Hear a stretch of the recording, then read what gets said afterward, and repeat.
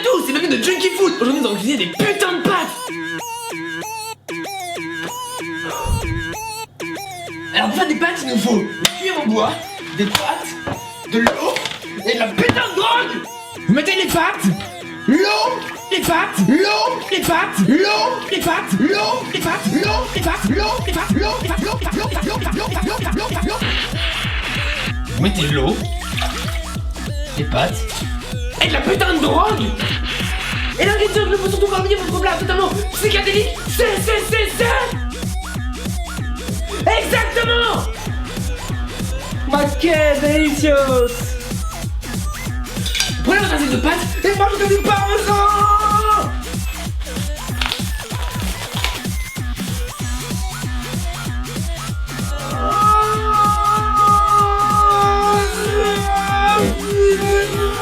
Et voilà des pâtes toutes prêtes pour vos deux convives. Allez, bonne dégustation.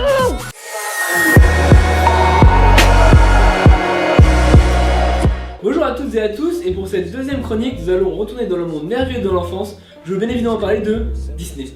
Plus précisément, nous nous centrerons sur leur dernier court-métrage, Le Festin, ou Feast en anglais, réalisé par Patrick Osborne, qui n'en est pas à son premier film d'animation. En effet, il a auparavant réalisé le court-métrage de Disney Pepperman et a aussi travaillé sur Réponse, Volt et Les Mondes de Ralph. Le Festin suit la vie d'un jeune homme à travers son chien Winston. Pourquoi ? Parce que c'est écrit tout simplement sur sa gamelle. L'histoire commence avec notre petite boule de poil Winston, seule et errante dans la rue, quand tout à coup une frite sauvage apparaît. Non mais oh ! Tu t'es cru où ? Réponds aux os ! Ni dans Pokémon, putain ! Chien ! Ah !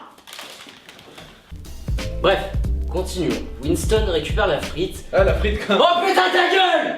Tu vas fermer ta gueule! Il récupère la frite, et une main lui entend une autre. Mais bref. Dans le plan suivant, on retrouve Winston dans une maison. Il a été adopté.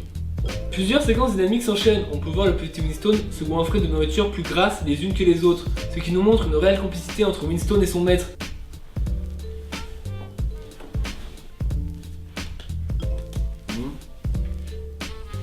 C'est ce qui représente les premiers changements dans la vie du maître de Winston. Il a rencontré quelqu'un, il est désormais en couple. Ouais, en gros c'est devenu un canard. N'importe quoi. Tu verrais pas quelqu'un en ce moment par hasard, toi? Coin coin. Ouais, C'est bien ce qu'il me semblait. Mais comment le chien se retrouve-t-il à manger la même chose que son maître? Probablement car ce dernier a adopté le régime alimentaire herbivore de ces créatures que l'on appelle femmes. Femme qui finira d'ailleurs par le quitter. Il devait être impuissant. Ouais, il avait peut-être les fois qu'il dépassait de la charrette, hein. Du jour au lendemain, les brocolis disparaissent et les parts de pizza réapparaissent. Mais la ruminante castratrice doit lui manquer, car l'humain, à la seule vue d'un brin de persil, devient nostalgique. Loyal, la bête va chercher madame, qui revient d'ailleurs s'installer avec ses légumes. Et bête, il s'efforce à rester content, même s'il ne reçoit plus de restes appétissants. En 6 minutes chrono, Disney nous offre un bel ascenseur émotionnel, tout en nous racontant une histoire certes assez classique, mais terriblement novatrice dans sa narration. En effet, la vie du maître est racontée via le point de vue de Winston et même de ses repas, ce qui rend le tout absolument charmant. Qui penserait à raconter la vie d'un couple à travers les repas du chien? Personne?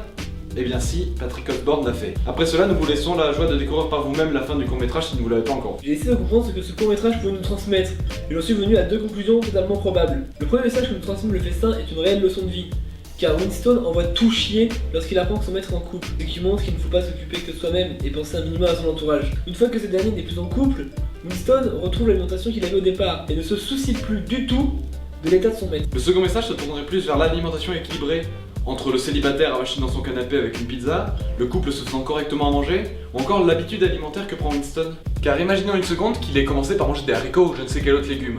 Aurait-il par la suite accepté de manger une pizza? Un peu prévisible, mais après tout on est chez Disney. Et le festin a pas mal de rêves sur le plan scénaristique et visuel, tout en se focalisant sur un moment que les animaux affectionnent le plus, le repas. Au vu de la qualité de l'écriture et de l'animation, le festin A tout à fait sa place. dans ce nouvel âge d'or que connaît Disney. Non seulement tout semble leur réussir, mais ils arrivent aussi à recruter des réalisateurs de génie. L'Académie ne s'y trompe pas, le festin a justement gagné dans la catégorie des meilleurs courts-métrages aux Oscars cette année. Merci d'avoir visionné cette vidéo, n'hésitez pas à vous abonner. À nous suivre sur les réseaux sociaux. Et à commenter ou lâcher un petit like, ça nous fait plaisir. Allez, à bientôt.